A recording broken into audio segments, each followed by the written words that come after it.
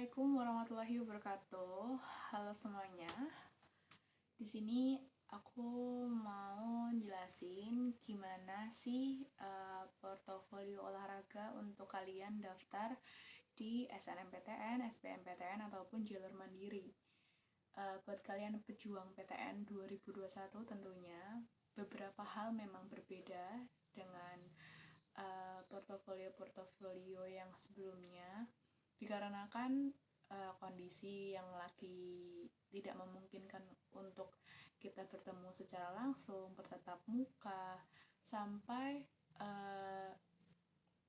keadaan pandemi ini tuh buat kalian otomatis harus segala sesuatunya dialihkan ke daring atau online, termasuk dampaknya ke kalian ketika mendaftar kuliah di jurusan olahraga.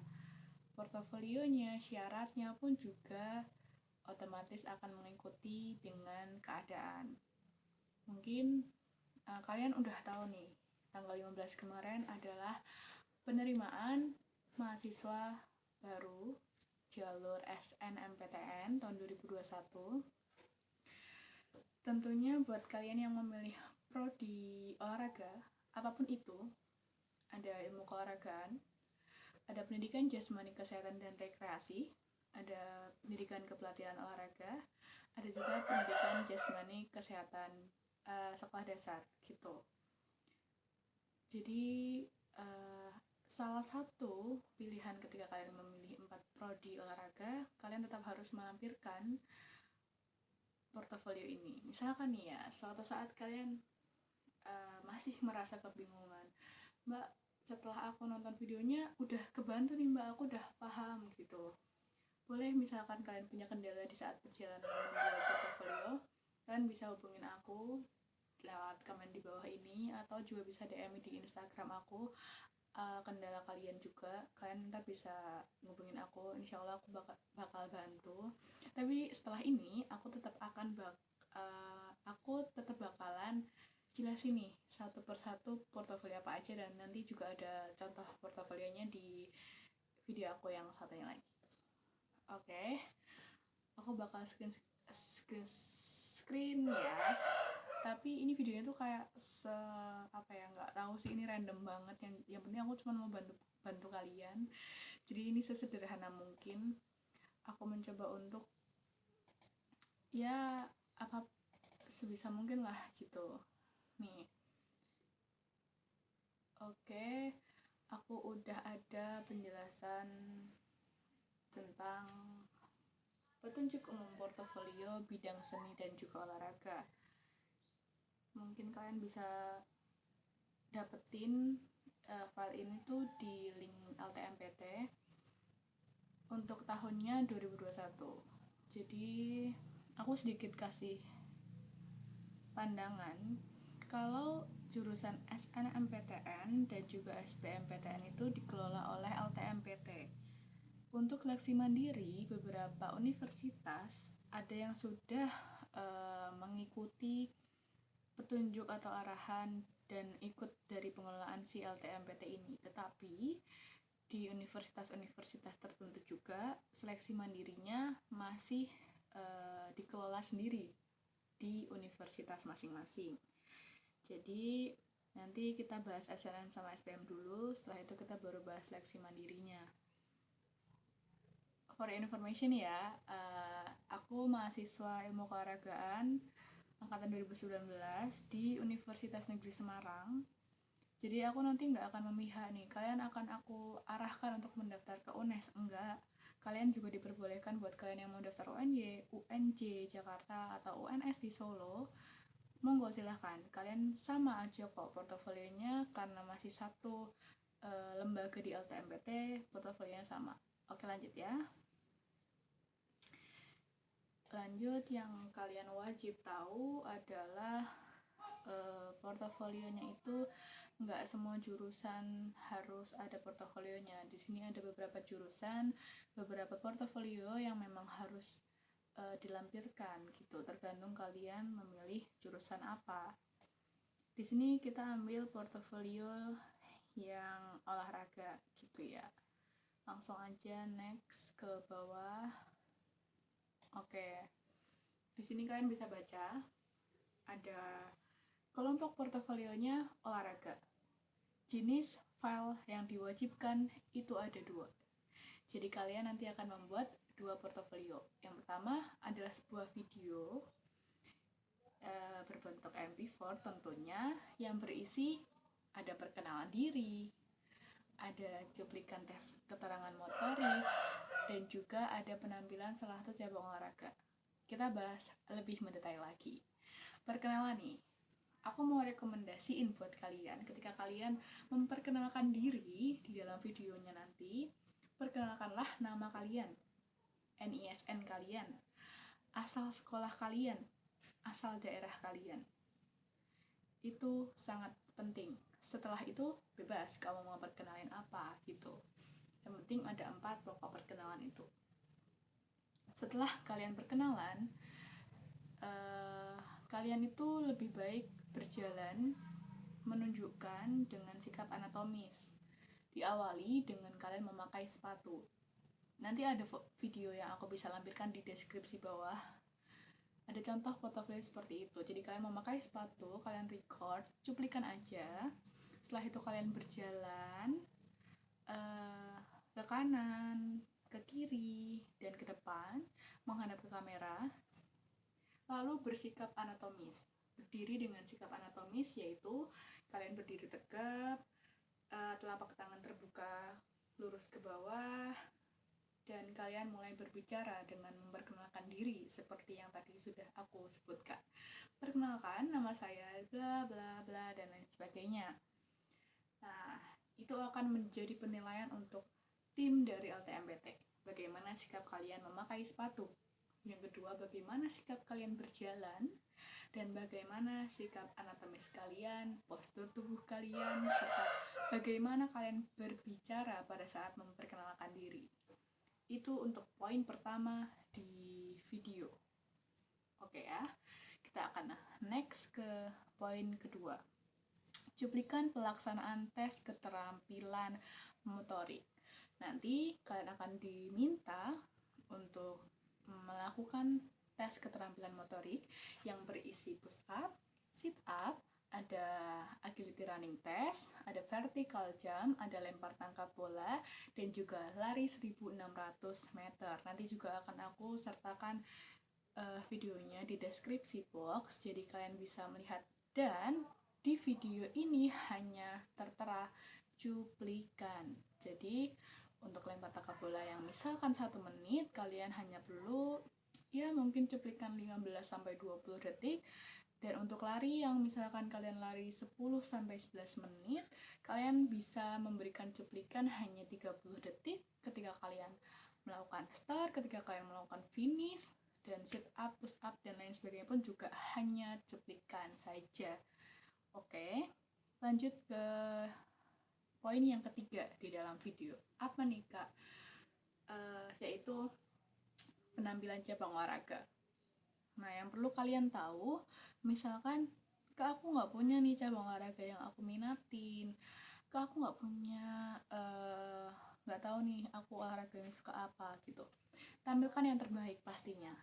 Walaupun kamu bukan atlet, misalkan kamu merasa bisa di basket, silahkan tampilkan basket. Ketika kamu merasa kamu bisa di volley, silahkan tampilkan volley. Hanya teknik-tekniknya saja yang bisa kalian tampilkan. Kak, aku sukanya taekwondo nih. Oke, nggak apa-apa, silahkan tampilkan teknik-tekniknya dan hanya cuplikan saja. Jadi kurang lebih kalau di videonya ini itu 7-8 menit sudah cukup untuk merangkum 3 poin di dalam video ini. Oke ya, aku mau kasih sedikit informasi untuk sebelum kita lanjut ke yang kedua. Aku adalah mahasiswa semester 4 yang sudah 2 tahun kuliah pastinya. Otomatis aku memiliki 1 adik kelas, 1 tingkat di bawahku untuk saat ini. Aku sudah membantu teman-temanku untuk membuat portofolio juga tentunya. Dan untuk angkatanku sendiri, aku lolos di UNES di jurusan ilmu kewargaan, dan temanku yang ada videonya ada di YouTubeku juga, dia lolos SBMPTN di UNY jurusan Pendidikan Jasmani Kesehatan dan Rekreasi. Video kita sama. Nanti perbedaannya hanya di kemampuan kita, hasil tes motoriknya yang setelah ini akan kita bahas. Dan di tahun yang lalu, tahun 2020, aku membantu beberapa mahasiswa dengan videoku yang sebelumnya juga.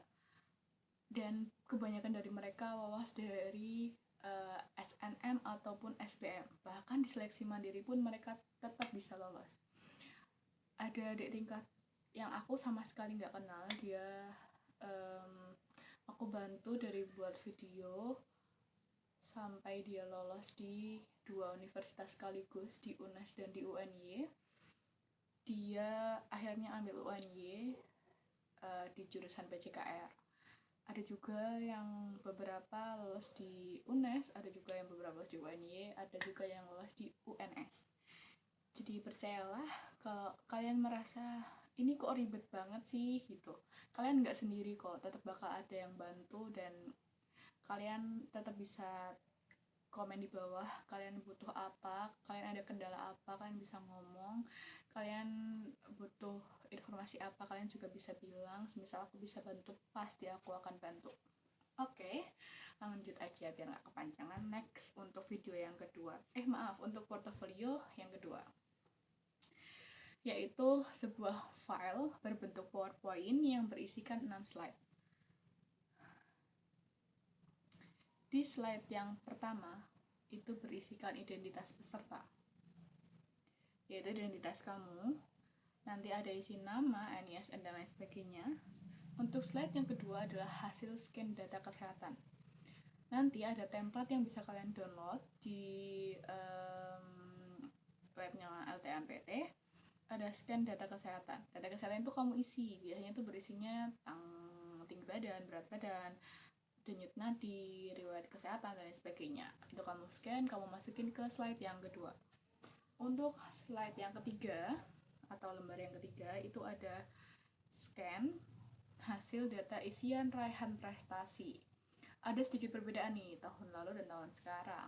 Tahun sekarang kalian nggak cuma disuruh melampirkan sertifikat atau piagam, tapi kalian juga diminta untuk mendeskripsikan raihan prestasi yang kalian punya. Intinya, buatlah semenarik mungkin. Ketika kalian memang memiliki prestasi, jelaskan dengan detail prestasi apa, bagaimana pengalaman kamu, berikan yang terbaik di dalam deskripsi tersebut gitu. Setelah itu kalian scan dan kalian masukkan ke slide tadi. Tapi misalkan kalian, mbak aku bukan atlet gitu, ya kalian bisa isi informasi-informasi mengenai olahraga. Ketika kamu sedang berolahraga, kamu merasa apa, apapun yang sudah kamu berikan yang terbaik untuk diri kamu sendiri dengan kegiatan olahraga itu, ya kamu tulis aja gitu, nggak apa-apa, nggak masalah. Next, itu ada hasil scan tes keterangan motorik. Nah, di sini juga yang kalian cukup bingung nih. Di sini ada template yang bisa kalian download di webnya LTMPT. Nanti kalian tinggal isi. Nah, di bawah kalian harus meminta tanda tangan guru olahraga kalian dan juga kepala sekolah. Tapi di sini tidak ada kewajiban untuk mengharuskan guru olahraga di sekolah tersebut. Kalian bisa meminta tanda tangan dari guru olahraga di sekolah lain atau guru olahraga lain yang memang bisa memantau, memastikan bahwa apa yang kalian tes dengan kalian yang tulis di situ hasilnya sama gitu. Jadi tergantung guru kalian nih. Misalkan guru kalian, oke, kamu mau tes keterangan motorik, push up, silahkan push up di depan saya, nanti saya yang menulis gitu, gak apa-apa. Tapi kalau misalkan gurunya, silahkan mbak, mas, tes dulu, nanti setelah tes bawa ke saya hasilnya, saya tanda tangan, itu juga lebih baik dan juga lebih enak. Jadi bagaimana kamu berbicara dengan guru kamu, meyakinkan bahwa benar-benar ini hasil dari kerja keras kita sendiri gitu ya. Terus yang selanjutnya itu ada hasil scan tertulis dari refleksi diri.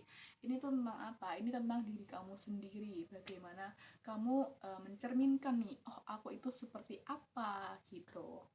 Terus untuk slide yang terakhir adalah hasil scan pernyataan peserta keaslian pembuatan karya atau penampilan dalam dokumen portofolio. Nah, di sini itu nanti ketika kalian sudah memiliki portofolio yang sudah kalian buat tadi, kalian bisa scan dan dimasukkan ke slide yang terakhir ini. Oke, cukup apa ya? Ini cukup membuat kita sedikit bingung sih sebenarnya. Kenapa sih Mbak harus ada portofolio ini gitu? Kenapa? Nah, karena ini misalkan kalian mau masuk ke sekolah harus tahu nih seberapa besar kemampuan yang kalian punya dan bagaimana mereka bisa mengambil kalian, menerima kalian gitu. Kalian harus menunjukkannya yang lewat ini, portofolio. Seperti tadi udah bilang, di sini ada keterangan khusus bahwa ketika kalian memilih 1 atau 2 prodi dalam olahraga ya tentunya, karena aku membahas olahraga, kalian tetap harus menyertakan portofolionya tadi. Gitu. Untuk raihan prestasi di sini, kalian boleh mengunggah maksimum 3 raihan prestasi yang dianggap terbaik. Oh ya, untuk raihan prestasi sebenarnya itu tergantung universitasnya juga. Ada universitas yang meminimalkan raihan prestasinya itu harus tingkat nasional, misalkan. Tapi juga ada universitas-universitas yang ketika melampirkan sertifikat kota atau kabupaten, mereka tidak masalah dan mereka tetap bisa menerima mahasiswa tersebut. Oke, kalian sebagai pejuang PTN di 2021 atau kita biasa sebut sebagai camaba, calon mahasiswa baru. Tentunya kalian akan melewati 3 tahap di SNM dan SBM serta seleksi mandiri itu dengan cukup panjang jangka waktunya. Barusan yang aku jelasin dan ini penjelasan ini di dokumen ini adalah portofolio untuk SNMPTN dan SBMPTN gitu ya. Jadi untuk kalian SNM, SBM, kalian tetap harus melampirkan ini. Tapi, ketika kalian seleksi mandiri, biasanya kalau misalkan gak ada pandemi nih ya, kita tuh disuruh tes ke sana. Terus praktek ya lari-lari, hapus up di depan dosen. Walaupun kita masih calon mahasiswa. Tetapi sedikit ada keuntungan. Menurutku ini sebuah keuntungan. Ketika kalian harus online, pendaftarannya pun juga nggak bisa diteskan secara langsung. Nah, untuk 2 tahun ini, tahun 2020 dan 2021, tesnya itu online. Nah, karena di sini aku UNES, karena aku kuliah di Universitas Negeri Semarang, jadi aku sedikit jelasin tentang UNES nih. Kalau di UNES itu online.